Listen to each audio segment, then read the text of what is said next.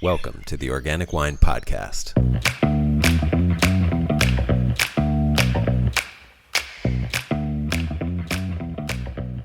Hello, this is Adam Huss coming to you from Los Angeles. Thanks so much for listening. This is the 1-year anniversary of the Organic Wine Podcast, more or less. So I wanted to offer you a retrospective and an honestly introspective look at what creating and producing this podcast over the last year has taught me. So buckle up, you're in for a bumpy episode. In his book, The Unsettling of America, Wendell says, "We now have more people using the land, that is, living from it, and fewer thinking about it than ever before. We are eating thoughtlessly, as no other society has ever been able to do. We are eating, drawing our lives out of our land thoughtlessly. It is a crisis of culture." I really started the Organic Wine Podcast in response to this crisis of culture, because we drink from the land as thoughtlessly as we eat from the land. When I started this podcast, though, I thought organic was the solution. I wasn't completely wrong, but I've learned that it's just the first step of a long journey. What I was right about is that it's absurd to build an agricultural system that requires the use of toxic manufactured chemicals, some of which are known to cause cancer, brain disease, liver disease, and all kinds of horrible things, and that poison the land, air, and water of the entire earth. This is still the way that 99% of agriculture in America happens today, and it has an expiration date, which seems to be ever more rapidly approaching. But it has been just as important for me to realize that with a year's worth of learning and being open to new ideas, I've gained a completely different perspective. And that's a reality about which I think it's extremely important to be honest. We can look back on ourselves from not too long ago and see a completely different person with whom we might now strongly disagree. Dogma, whether it's about how you should farm or how you should make wine or how you should save the planet, has no place in learning and growing. So the thoughts I want to share are bold, but I approach them with a lot of humility. As it turns out, I discovered this year that the wood that was used to build my home in Los Angeles came from the old-growth redwood forests of the California coast as they were being cut down in the early to mid-20th century. And so the beams inside my walls may literally be older than the Roman Empire, older than Christianity, older than anything else in this city except the land itself. I also learned that we have cut down every original forest on this continent except for about 2% of them. And we continue to cut even those down. We will never see these forests again in many, many human lifetimes, and maybe never as long as humans populate the earth. Some of the greatest, largest, and oldest beings that this world has ever produced gave their lives so that I could have this shelter. So not only is the structure of my house ancient, it is exceptionally rare and precious, as are the frames of most of the houses in my neighborhood and many other neighborhoods as well. Every day I cook and sleep and go to the bathroom and walk around blithely in an edifice that is arguably more special, more sacred than any cathedral or temple or mosque on earth. And that has made me realize that if I truly understood where I lived, if I became less thoughtless about the world right around me, I would probably drown in meaning. In my attempt to understand the context in which I live, I've looked for a historical perspective. Several hundred years ago, Europeans arrived on the American continents, bringing with them agricultural ideas that resulted from, among other things, a history of warring city-state empires. It's important to understand that agricultural ideas are inextricable from and synonymous with economic and political ideas. That idea, by the way, would be the manifesto of this podcast if this podcast had a manifesto. As goes your agriculture, so goes your economic and political structure. Today, we would probably characterize the ideas those Europeans brought as human exceptionalism and capitalist imperialism. Regardless of how we characterize it, at its roots are the ideas that caused those Europeans to see the American continents and all within them as resources to be conquered and exploited for economic gain. Their main tool of exploitation was their particular form of agriculture, and their number one agricultural tool was slavery. Though that's a bit of an oversimplified history, there is a direct through line from the ideas behind that quote-unquote discovery of America to the state of affairs in the United States of America in the summer of 2020 when I started this podcast. The Black Lives Matter protests and social unrest that boiled over as a result of the murder of George Floyd, the extreme political divisions between dominant political parties, the increasingly extreme weather events and massive forest fires resulting from climate change, and a pandemic that disproportionately affected people of color and caused a breakdown of global supply chains. All of these grew out of a society built upon the ideas of human exceptionalism and capitalist imperialism, and the resulting extractive and exploitive approach to living in this world using slaves to mine nature's wealth through agriculture. There are several books I'd reference here for further reading on these topics. The Half Has Never Been Told by Edward E. Baptist is fantastic. And also Dirt, The Erosion of Civilizations by David Montgomery. I say all this because I started the Organic Wine Podcast to help connect or reconnect those of us drinking wine in city-states in the 21st century with the agriculture that makes that possible. But sometime in the past year, I began to realize how deep the agriculture rabbit hole really goes. As it turns out, it goes all the way down. Let's go back to the beginning for a moment and remove the distorted lens through which the Europeans saw this land. Let's forget what we think we know and use our imaginations to see the American continents as many who called it home saw it, as Turtle Island. For more than a dozen millennia prior to European arrival, people lived on this land without needing to cut down entire forests to build their homes and create fields to grow their food and material for clothing. The forests were their home and their food and provided their clothing. This land was a land of abundance, not because it was wild and untouched as the Europeans described it, but because it was stewarded by people who saw themselves as part of it and actively tended it with the guidance of thousands of years of knowledge about it. Their agriculture was so integrated into the native ecosystems that it was invisible to the Europeans. As a reference, two great books that I'd highly recommend are Tending the Wild by M. Cat Anderson and Braiding Sweetgrass by Robin Wall Kimmerer. Both, honestly, should be required reading for all Americans. In the beginning, I'm sure the original people made mistakes too, and I don't want to romanticize anyone's history. The fossil records show a disappearance of megafauna in America shortly after the arrival of the first peoples. Can we infer that this human-caused extinction of multiple keystone species became a powerful lesson about the consequences of having an exploitive relationship with nature? Was this mistake and others like it internalized into the worldview that resulted in a more harmonious way of living in the world? Are we paying attention to the mistakes we're making and reacting accordingly? Do we have enough time to continue to make mistakes at the rate and scale we're currently making them? There are a lot of great questions to explore here, but for now, suffice it to say that instead of respecting the native peoples enough to learn from them how to thrive alongside them on this land, the first Europeans imposed their own worldview upon Turtle Island. That worldview didn't, for the most part, see Turtle Island as a home, but as a beast to be skinned and sent back home to Europe to trade for gold. But can we re-see this land with the vision of those who inhabited it and learned to live abundantly in it for thousands of years? It is extremely difficult to unlearn the way you've been taught to see the world since the day you were born.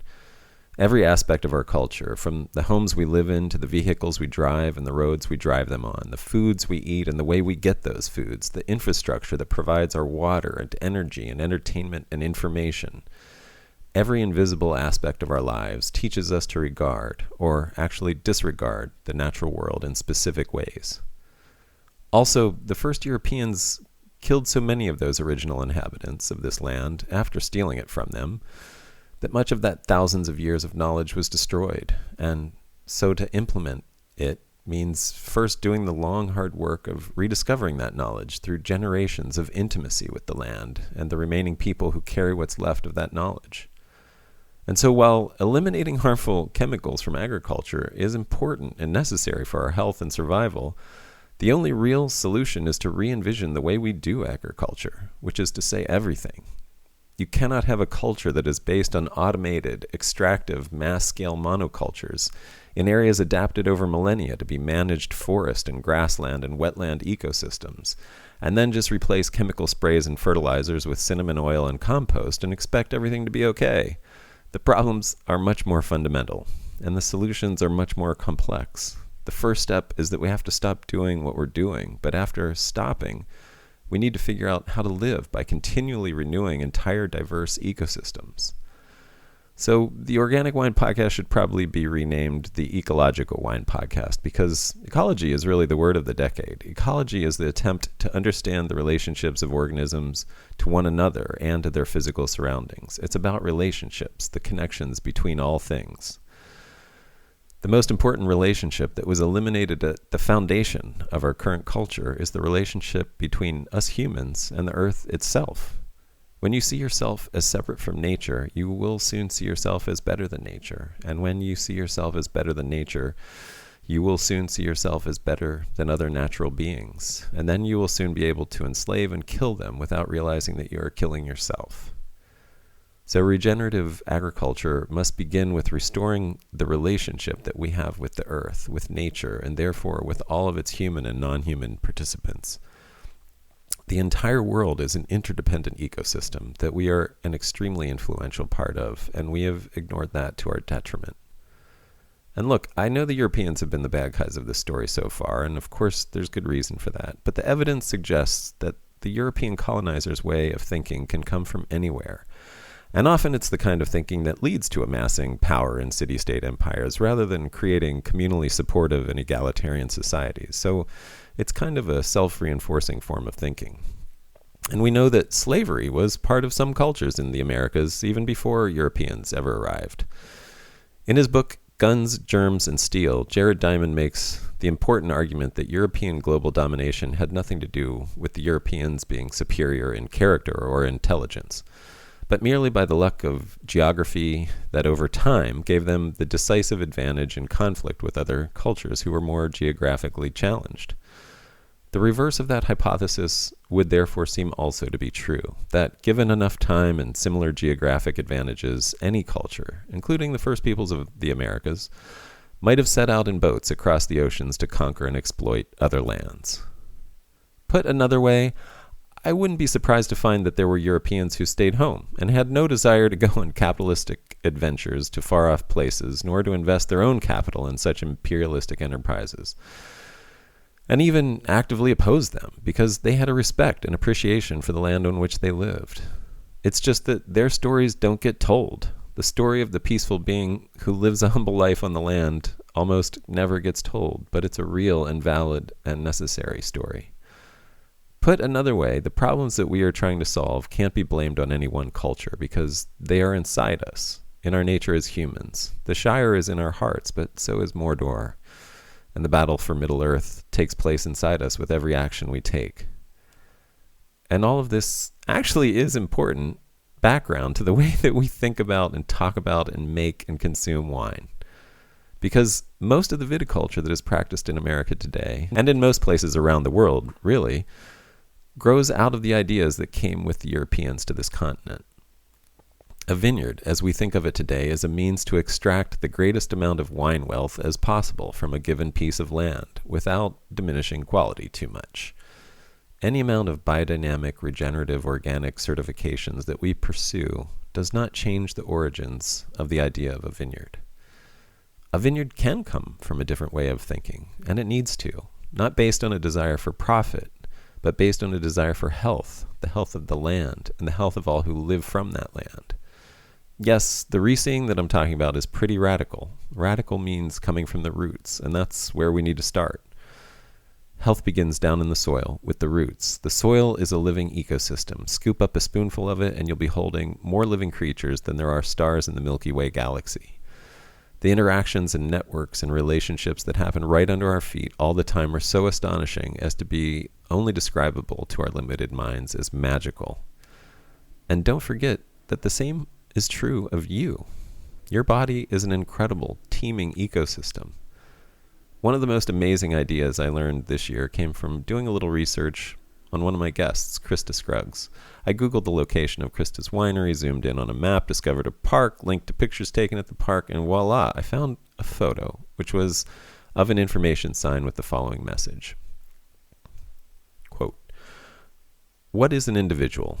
Identity is a process, not an object. All Earth life is connected through a common ancestry. Each quote-unquote individual, each organism, cow, beetle, daisy, human, vine, is actually a consortium of transformed and still living other beings. End quote. The you that you think of as you is actually an ongoing process, not a fixed thing, just like a vine, just like the soil. So there's much that we have to learn from looking at these other life processes. A grapevine will use as much as 30% of its energy to feed the soil that sustains its life. The vine takes carbon from the air, converts it to sugary treats, and exudes those treats through its roots into the soil to feed the life of the soil that sustains it, informs it, and strengthens it. These beings, these ecosystems we call vines, have lived for millions of years. By learning how to survive while staying in one place, and learning how to convert thin air into food, and then sharing some of it with their underground neighbors, who in turn share resources with the vine. We think of the root as the part of the vine where it takes what it needs from the soil, but the root is where the plant gives. At the root of the vine, at its very foundation, is a system of giving and sharing and networking. These vines should not be our crops. They should be our teachers. How much of our resources do we use to feed the soil that sustains us? I think I know what you're saying. You're saying, yeah, but what can we do? This is the world we live in. This is the world that we've inherited, and it's impossible to roll back the last 500 or more years of history. Well, that's a great question. If nothing else, I hope this podcast leads to more great questions and more thoughtfulness as we go about our daily lives. One suggestion I have, though, is follow the example of the grapevine. Feed a system of life that feeds you. Grow something that you then eat. Start with basil in your window or a tomato plant on your balcony. Get your hands in some dirt. Learn the magic trick that is patience by watching a plant grow from seed out of dirt that you water. Observe it and see the way it grows. See the real time that it takes. Then eat it and taste it. Realize how much more you appreciate something that you've nourished, that in turn nourishes you. Then think about how many tomatoes is required to feed just you for a single year. Think of the ketchup, pasta sauce, salads, barbecue sauce, soups, pizza, slices on burgers, and much more that you eat in a single year. Now multiply that in your mind by everyone who eats this way. Where do all those tomatoes come from? Where do they grow? How are they tended? Think of all the space and energy and soil fertility that is required to grow and harvest and process and preserve and ship and refrigerate all of those fruits of the earth in order for us all to have these delicious foods year round. I wouldn't presume to tell anyone how to act, but I can say personally that after a year of asking questions of thoughtful people, simply through the lens of wine, I've learned how little I actually know about the world, and that I have a huge amount of learning to do. And rather than making the world seem smaller and less wondrous, using science to begin to discover how ecological systems work is actually mind-boggling.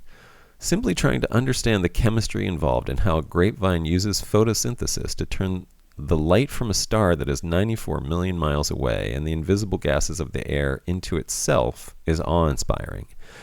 And then to think that we can drink that in the form of wine makes every sip into a cosmic epiphany. Now, I know some of what I said may lead you to think I've been making an argument against humans, against us exerting our influence over nature. I want to make it clear that one of the things I've learned is that even talking about these things with the English language is limiting.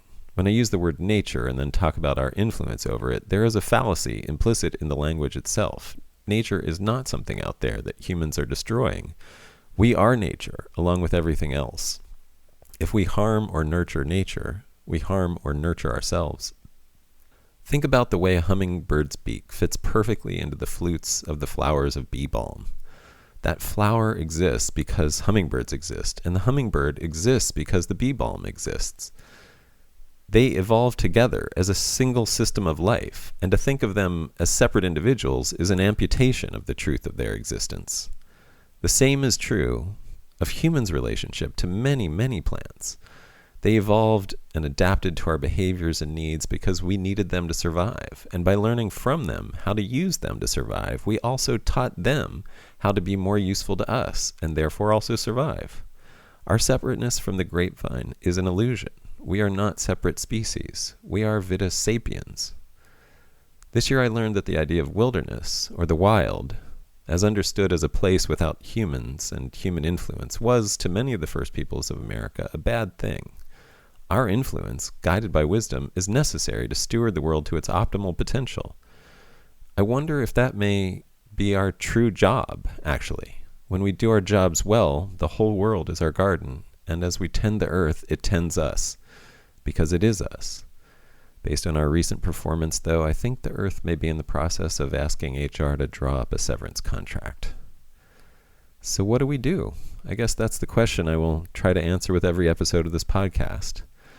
Maybe it's okay not to know what to do. Maybe it's actually good to do nothing in that case, to do no harm, and to be patient and listen and observe carefully and learn as much as possible. Maybe it's time we admit we don't have the answers and start humbly asking better questions. And if all else fails, well, trying to figure out how I can be better at my job, even if I don't have the answers and don't know what to do next, I've learned, most importantly, to be grateful. So I want to acknowledge the benefit I've received from the technology that has made audiobooks and podcasts possible. I'm a slow reader, but a fast listener, and I've benefited immensely by the shared talents, knowledge, and wisdom of many other authors and readers and creators and journalists and thinkers in this audio space. And without the amazing generosity of my guests with their time and knowledge, there really wouldn't be an Organic Wine podcast. The greatest gift I've received from doing this podcast is the hope that comes from seeing that there are brilliant people who farm and work with extreme care for the world and much thoughtfulness about their influence on it. I've been learning how to be a better asker of questions, and I don't think I really understood how difficult it is to be in that position. So I'm grateful for the patience my guests and you listeners have had as I've honed that craft. I'm still honing. Thank you so much for listening and being part of this first year of the Organic Wine Podcast. And thank you, Mother Earth, for our lives and for the responsibility of caring for you. It is an honor. Thank you.